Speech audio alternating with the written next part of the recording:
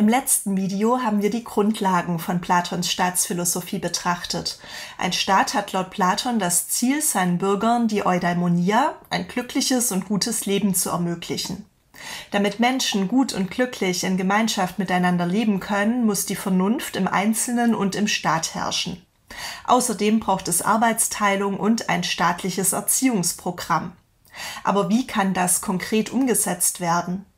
In seinem Hauptwerk der Politeia beschreibt Platon sehr detailliert seine Vorstellung von einem idealen Staat. Schauen wir uns diesen Staatsentwurf einmal genauer an. In Platons idealem Staat gibt es 3 Stände, Schichten oder Klassen. Der größte und gleichzeitig unterste Stand ist der Nährstand bzw. Arbeiterstand. Hierzu gehören Bauern, Handwerker, Händler, Künstler, Ärzte und so weiter. Dieser Stand soll die Bedürfnisse der Bürger etwa nach Nahrung, Unterkunft, Kleidung, Gesundheit oder Unterhaltung befriedigen.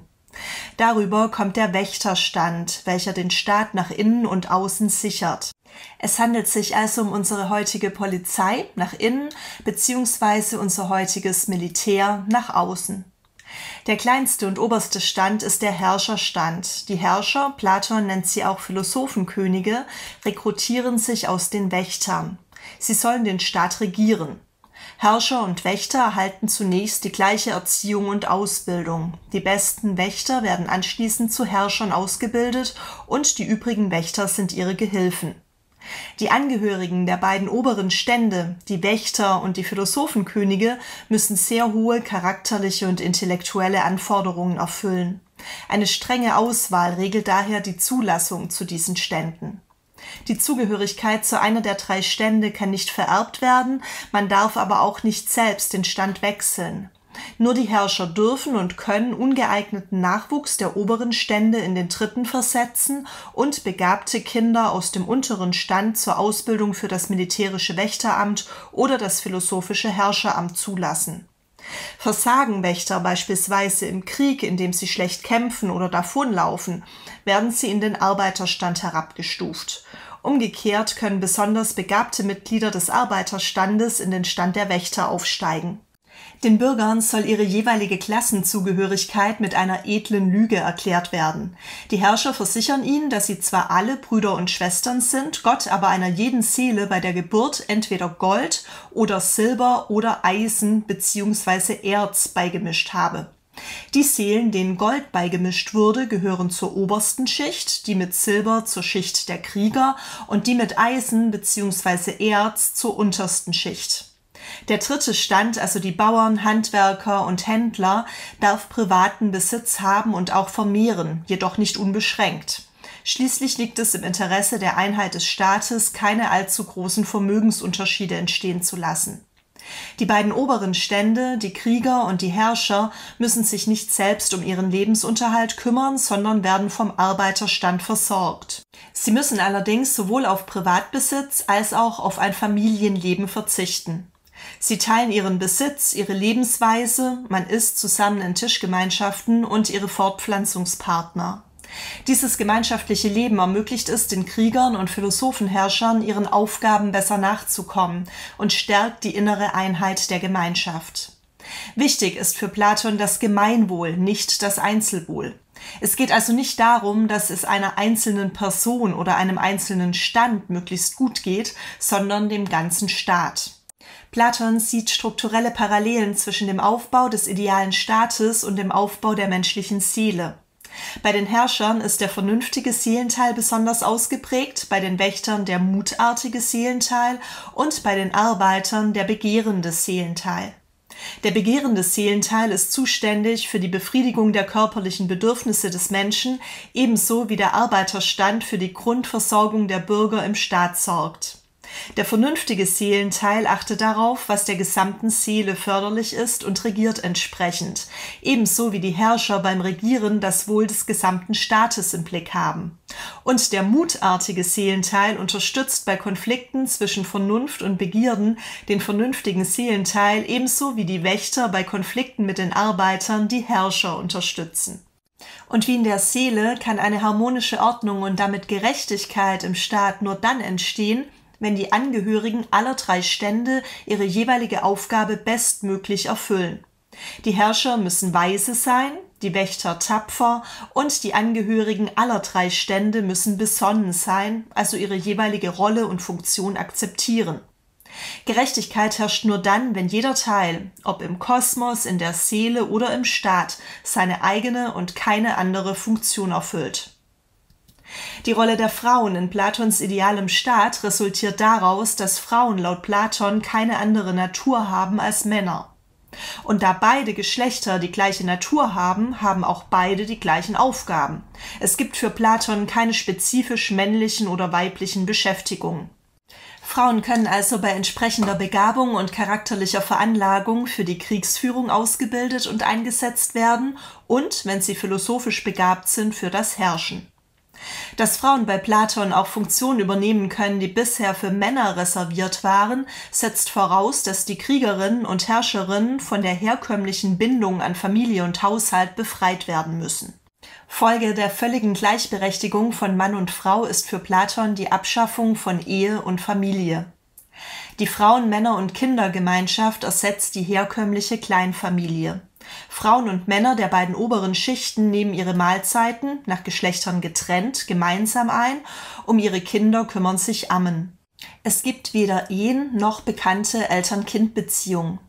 Eltern kennen also weder ihre Kinder, diese kommen direkt nach der Geburt in fremde Pflege, noch den Partner, mit dem sie ein Kind zeugten.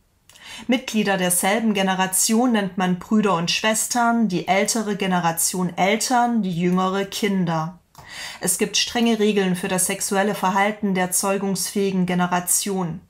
Männer und Frauen im richtigen Alter, Frauen zwischen 20 und 40, Männer von 30 bis 55, treffen sich nur zur Zeugung und zwar im Rahmen von kultischen Festen.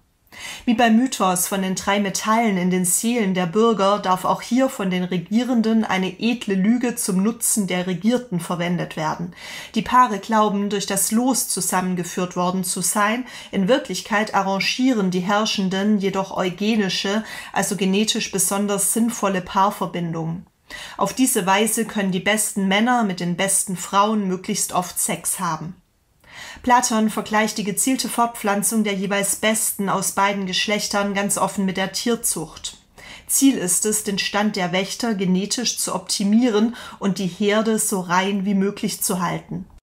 Daher werden auch Nachkommen, die den Anforderungen nicht entsprechen, nicht aufgezogen, behinderte Kinder werden ausgesetzt und Kinder, die in nicht genehmigten Verbindungen gezeugt wurden, abgetrieben. Erziehung spielt in Platons Denken eine entscheidende Rolle und hat auch in Platons idealem Staat eine enorme Bedeutung. Für Platon ist Tugend Wissen. Erziehung und Bildung sind daher unerlässlich für die Ausbildung philosophischer oder bürgerlicher Tugenden. Philosophische Tugenden können nur von wenigen philosophisch begabten Menschen erworben werden und das auch nur dann, wenn ihr vernünftiger Seelenteil, das Logistikon, nicht durch Begierden und Affekte behindert wird. Dieser Zustand kann durch vorphilosophische Tugendübung erreicht werden. Bürgerliche Tugenden können auch von der Mehrheit der Bürger, den philosophisch unbegabten Menschen, erworben werden und sind nötig, damit ein Staat funktionieren kann. Diese Tugenden entstehen durch Nachahmung, Einübung und Gewöhnung. Sie müssen durch Nachahmung der richtigen Vorbilder so lange eingeübt werden, bis sich der Mensch völlig an sie gewöhnt hat und sie zur zweiten Natur werden. Da die Jugend von Natur aus zur Nachahmung neigt, ist es für Platons Erziehungstheorie besonders wichtig, dass die Jugendlichen die richtigen Vorbilder nachahmen und nicht die falschen. Durch Nachahmung der richtigen Vorbilder entstehen die bürgerlichen Tugenden und der Charakter wird positiv geprägt. Ahmen Jugendliche hingegen die falschen Vorbilder nach, so entstehen Laster und der Charakter wird negativ geprägt. Welche konkreten Konsequenzen ergeben sich hieraus? Zunächst sollten junge Männer laut Platon keine Frauen nachahmen, vor allem keine Frauen mit extremen Emotionen. Auch schlechte oder feige Männer, Wahnsinnige, Tiere oder Naturgeräusche sollten nicht nachgeahmt werden. Noch gefährlicher als die eigene Nachahmung ist für die Jugend jedoch die Darstellung oder Nachahmung, Platon benutzt auch hier das Wort Mimesis, schlechter Charaktere, Handlungen und Grundhaltungen durch die Komödie und die Tragödie. Nachahmung in der Kunst soll daher auf ein Minimum reduziert und auf die Nachahmung positiver Charaktere, Handlungen und Grundhaltungen beschränkt werden. Die Tragödie ist in Platons idealem Staat verboten, da diese Art von Dichtung einen schädlichen Einfluss auf die Charakterbildung hat und, wie alle nachahmende Kunst, die Dinge der vergänglichen Sinnenwelt nachahmt. Nachahmende Künste haben in Platons Ontologie den niedrigsten ontologischen Rang, richten sich an die niederen Seelenteile, setzen deren Affekte frei und zerstören damit die harmonische Ordnung in der Seele. Laut Platon hat der Mensch bei der Nahrung der Seele, anders als bei körperlicher Nahrung, keine Möglichkeit, sie vorher auf ihre Verträglichkeit hin zu prüfen. Die Prüfung ist nämlich schon identisch mit der Aufnahme. Und das, was einmal in die Seele gelangt ist, kann dort eine nicht mehr kontrollierbare Eigendynamik entfalten. Sokrates trifft im 10. Buch der Politeia ein vernichtendes Urteil über nachahmende Kunst. Selbst schlecht und mit Schlechtem sich verbindend, bringt die nachahmende Kunst Schlechtes hervor. Doch noch schädlicher als der mimetische, nachahmende Charakter nachahmender Künste ist ihr Inhalt. Die Dichter verbreiten in den älteren griechischen Tragödien nämlich Unwahrheiten über Götter, Dämonen und Halbgötter, was der Erziehung der Jugend ebenfalls schadet. Platon stellt konkrete inhaltliche Richtlinien auf, wie Dichter über Gott und die Götter dichten sollen. Gott ist gut und bewirkt nur Gutes. Er ist seinem Wesen nach einfach, unwandelbar und täuscht niemals einen Menschen. Götter verhalten sich immer moralisch richtig und besonnen. Sie sind würdevoll und ernst, lachen also auch nicht. Für die Halbgötter gilt dasselbe. Diese sind außerdem nie feige oder zeigen Todesfurcht. Doch nicht nur über Götter und Halbgötter, auch über das Leben der Menschen sollen die Dichter nicht sagen dürfen, was der Moral der Jugend schaden könnte. Beispielsweise, dass Unrechttun sich lohnt oder gerechte Menschen unglücklich werden. Dichtung hat vielmehr die Aufgabe, das Gegenteil dieser Position darzustellen. Gerechtigkeit lohnt sich schon im Diesseits und Ungerechtigkeit wird bestraft. Auch der Hades, die griechische Unterwelt, sollte nicht als schlechter Ort dargestellt werden, um keine Angst vor dem Tod hervorzurufen. Platon spricht sich im Sinne einer gelingenden moralischen Erziehung der Jugend gegen die geistige Autonomie und für eine Zensur von Dichtung und anderen nachahmenden Künsten aus. Und wie sieht nun Platons Erziehungsprogramm ganz genau aus? Wir wissen bereits, dass die Standeszugehörigkeit in Platons idealem Staat nicht vererbt wird, sondern von der Qualifikation abhängt. Nur die Besten können Herrscher werden. Um herauszufinden, wer die nötigen Fähigkeiten für den Herrscherstand hat, gibt es ein Qualifikations- und Auswahlsverfahren, das bereits in der Kindheit beginnt. Alle Kinder in Platons idealem Staat erhalten also die gleichen Chancen, Philosophenkönige zu werden und genießen, zumindest am Anfang, dieselbe Erziehung. Diese besteht aus einer körperlichen und einer geistig-künstlerischen Ausbildung.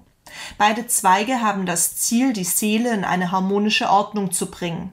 Daher gibt es innerhalb der geistig-künstlerischen Erziehung eine strenge Zensur von Literatur und Musik. Kinder dürfen nur von der Zensur genehmigte Geschichten oder Lieder hören, damit ihre Seele nicht in Unordnung gerät bzw. sie nicht die falschen Vorbilder nachahmen. Erzählungen, die den vorhin beschriebenen inhaltlichen Richtlinien für Dichtung widersprechen, sind verboten. Musik ist laut Platon besonders wichtig für die emotionale Entwicklung und muss daher, genauso wie die Dichtung, staatlich reguliert werden. Harmonien und Rhythmen, welche die Seele in Unordnung bringen, sind verboten. Erlaubt sind die aufrüttelnde und die milde Tonart, diese sollen Tapferkeit bzw. Besonnenheit fördern, verboten sind die klagende und die weichliche Tonart. Das gymnastische Training dient der körperlichen Gesundheit und soll in einem ausgewogenen Verhältnis betrieben werden. Auf Alkohol wird verzichtet, es gelten bestimmte diätische Vorschriften. Eine übertriebene Sorge um den Körper soll aber nicht betrieben werden. Auch die Pflege des Körpers dient letztlich der Pflege der Seele. Mit 20 Jahren gibt es die erste Prüfung. Wer durchfällt, wird Arbeiter, die anderen werden Wächter. Die Wächter werden nun zusätzlich zu Gymnastik und Musik auch in den Disziplinen Arithmetik, Geometrie, Astronomie und Harmonielehre ausgebildet. Mit 30 Jahren gibt es dann die zweite Prüfung. Hier werden die potenziellen künftigen Philosophenkönige ausgewählt. Wer die Prüfung nicht besteht, bleibt Wächter. Wer besteht, qualifiziert sich für ein weiteres Trainingsprogramm. Dieses umfasst eine 5-jährige Ausbildung in Dialektik, der methodischen philosophischen Wahrheitssuche. Ziel der Dialektik ist die höchste Form der Erkenntnis, die Erkenntnis der Ideen. Danach müssen die Kandidaten wieder in die Höhle hinabsteigen und der Polis dienen, indem sie ein 15-jähriges Praktikum in führenden Positionen absolvieren. Die künftigen Herrscher sollen nämlich an praktischer Erfahrung nicht hinter den anderen Wächtern zurückstehen. Erst im Alter von 50 Jahren entscheidet sich in einer letzten Prüfung, welche Kandidaten als philosophische Herrscher geeignet sind. In einer zentralen Passage der Politeia schreibt Platon: Wenn nicht in den Staaten entweder die Philosophen Könige werden oder die, welche man jetzt Könige und Herrscher nennt, echte und tüchtige Philosophen, dann gibt es kein Ende des Unheils für die Staaten und, wie ich meine, auch nicht für die ganze Menschheit. Platon begründet die herausragende Stellung der Philosophen damit, dass nur Philosophen die Ideen, insbesondere die Idee des Guten, erkennen können. Die Erkenntnis der Idee des Guten ermöglicht erst vernünftiges Handeln und Regieren und legitimiert damit den Herrschaftsanspruch der Philosophen. Nur Philosophen können das Gute und Gerechte für den Staat erkennen und umsetzen.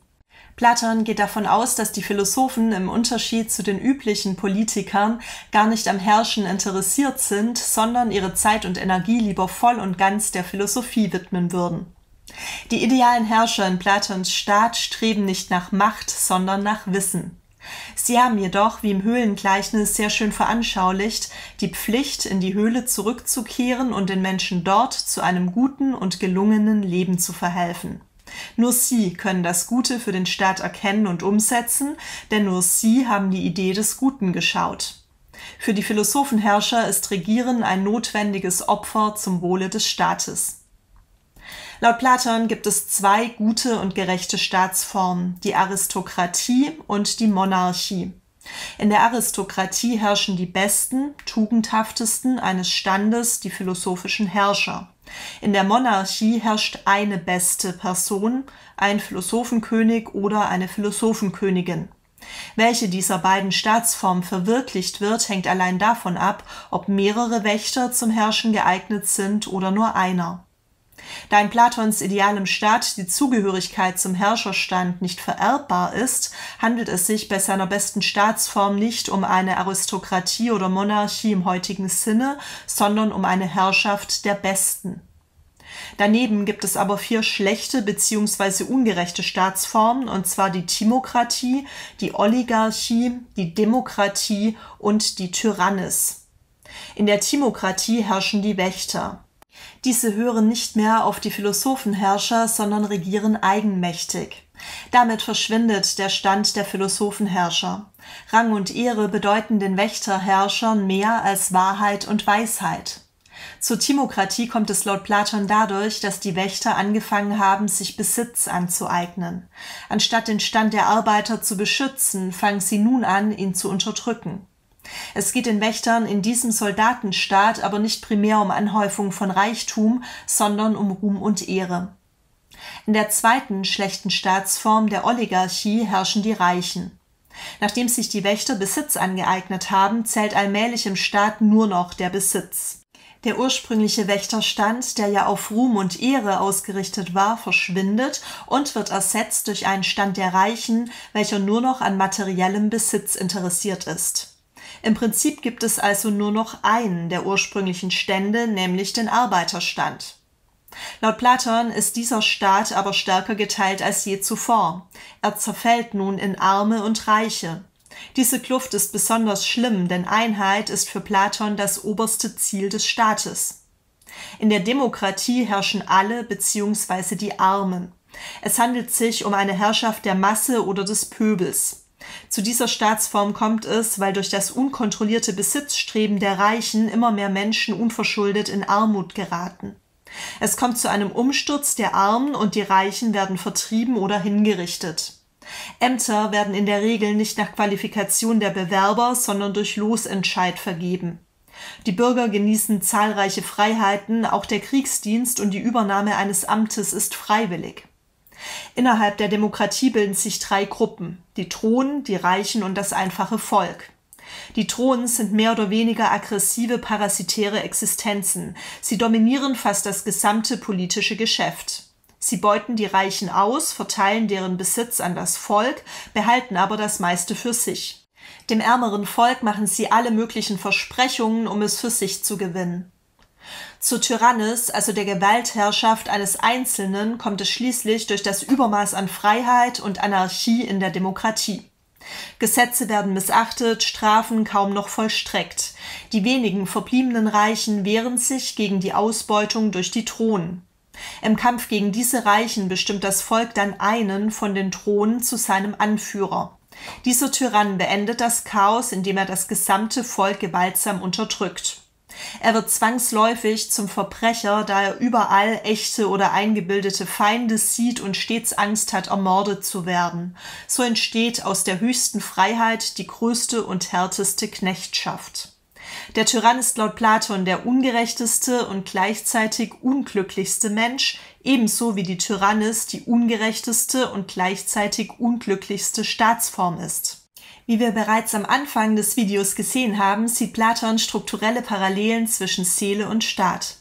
Den verschiedenen Staatsformen und dem Staatsverfall entsprechen verschiedene Seelenzustände und der Verfall der menschlichen Seele. In der Aristokratie und Monarchie herrscht das Logistikon, in der Timokratie das Timoeides und in der Oligarchie, der Demokratie und der Tyrannis in unterschiedlicher Art und Weise das Epithymekon. Wir erinnern uns, zu Ungerechtigkeit, der Zerstörung der harmonischen Ordnung in Seele und Staat, kommt es laut Platon, wenn ein Teil nicht seine eigentliche Funktion erfüllt, sondern eine andere. In der Seele ist dies der Fall, wenn nicht das Logistikon herrscht, sondern einer der anderen Seelenteile.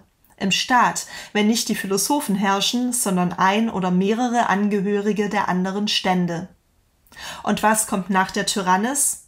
Platon deutet an, dass es hier eine Wendung zum Besseren durch eine glückliche Fügung geben könnte, etwa durch einen lernwilligen jungen Tyrannen und einen guten philosophischen Lehrer.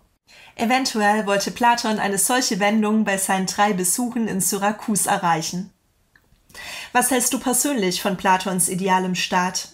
Schreibe deine Meinung sehr gerne unten in die Kommentare. Mit dem Quizlet-Lernset Platon, der ideale Staat, kannst du dein Wissen jetzt überprüfen. Viel Spaß beim Lernen und bis bald!